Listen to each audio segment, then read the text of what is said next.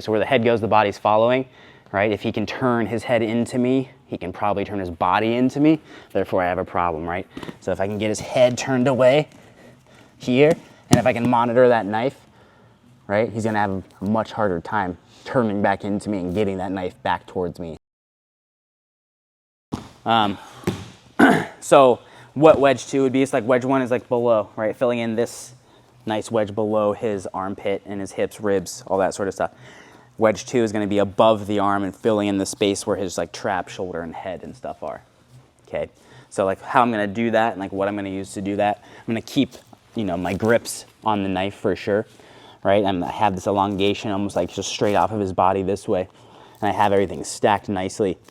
Now I'm going to start using my hips to really start like smashing his face, and this is where it gets awesome. So, so like I'm going to use this near side hip, okay?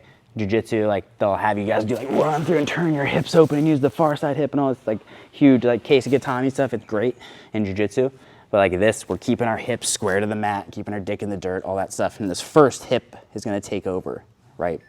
We'll get to the back hip in a sec. Like I'm here, right? And I have this pressure here. I think about kind of like sundialing it a little bit, you know, kind of this way. And again, that opens up space for my hips to kind of run up and drop this iliac crest directly like on his temple, jaw, cheekbone, right? All of his like pointy protrusions on his face versus my pointy protrusion in my hip, just fucking dropping it over, right? So where the head goes, the body's following, right? If he can turn his head into me, he can probably turn his body into me. Therefore, I have a problem, right?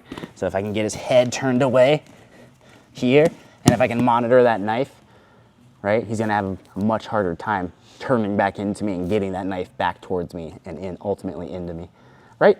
So we're just gonna play in this position, right? So you can actually feel like what's going on, and I'll gladly come around and do it to you if you need me to. He's the worst. Feel the authentic pressure.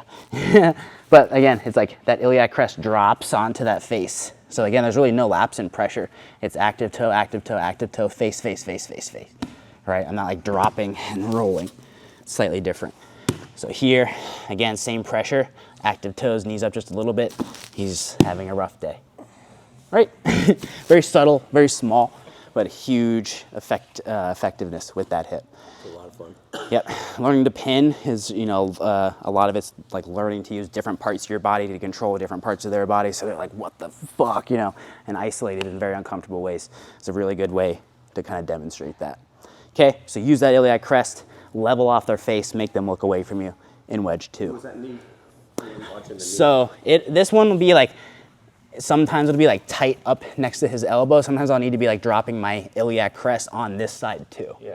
Right, so I'll have almost like a sprawl motion, right, or at least just hip pressure down, right? So here, and then you'll see in a sec, you know, when we're transitioning into a different position that this hip will take over, right? But we'll get there in a sec. Okay, let's do that. 1, 2, 3. Nice clap.